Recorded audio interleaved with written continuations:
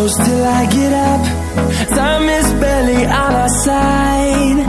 দেখো চুলায় একটা হাঁড়িতে পানি দিয়েছি, পানিটা ফুটিয়ে এসছে। তো আজকে বানাবো আমি রমজান মাসের জন্য সন্ধ্যের একটা ইফতারের রেসিপি। এখানে পানিটা ফুটে গেছে, এখন এর মধ্যে দিয়ে দেবো 1 কাপ ছোলা। রাত্রিরে ভিজিয়ে রেখে দিয়েছিলাম, ছোলাটা পুরো ফুলে গিয়েছে। আমি ভালো করে ধুয়ে পরিষ্কার করে নিয়েছি, ছোলাটা পানির মধ্যে দিয়ে দিচ্ছি। ঢাকনা দিয়ে এটাকে ফুটতে দিচ্ছি। দেখো এটা ফুটে গেছে।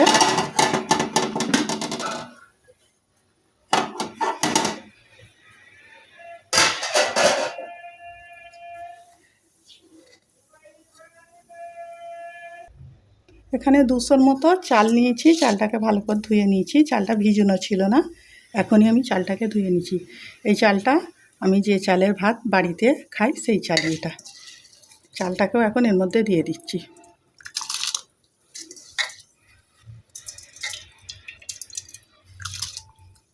এটা রমজান মাসের সন্ধ্যের একটা ভাতের রেসিপি।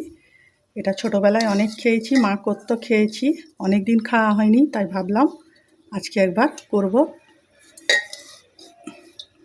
যখন বাড়িতে বানাচ্ছি ভিডিওটাও করে নিচ্ছি, তোমাদের সঙ্গেও এটা শেয়ার করে দিচ্ছি।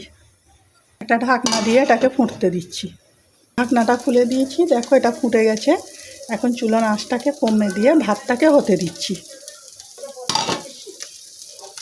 দেখো ভাতটা হয়ে গেছে, আমি তোমাদের তুলে দেখাচ্ছি। দেখো ভাতটাও একদম নরম হয়ে গেছে, গরম, খুব হাত দেওয়া যাচ্ছে না।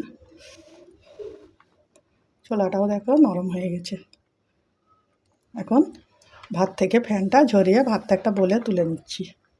দেখো এখানে ভাতটাতে আমি একটু ফোড়ন দেবো, তার জন্য একটা তরকা প্যান নিয়েছি। প্যানেতে সর্ষের তেল দিয়ে দিচ্ছি। তেলটা কিন্তু সর্ষের তেলই দিতে হবে, তবে ভাতটা খেতে ভালো লাগবে। এটা গরম হয়ে গেছে, 2টো শুকনো লঙ্কা নিয়েছি, ছিঁড়ে মধ্যে দিয়ে দিচ্ছি। লঙ্কাটা একটু নাড়াচাড়া করে নিচ্ছি তেলের মধ্যে। দিয়ে দিচ্ছি একটা মিডিয়াম সাইজের পেঁয়াজকে এইভাবে কুচিয়ে নিয়েছি।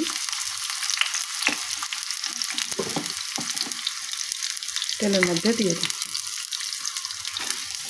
পেঁয়াজটাকে তেলে ভেজে নিচ্ছি।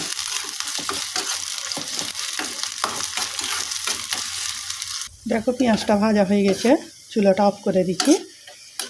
এর থেকে বেশি আর ভাজবো না পেঁয়াজটা। এখন এই পেঁয়াজটা ভাতেতে দিয়ে মাখিয়ে নেবো ভাতটাকে।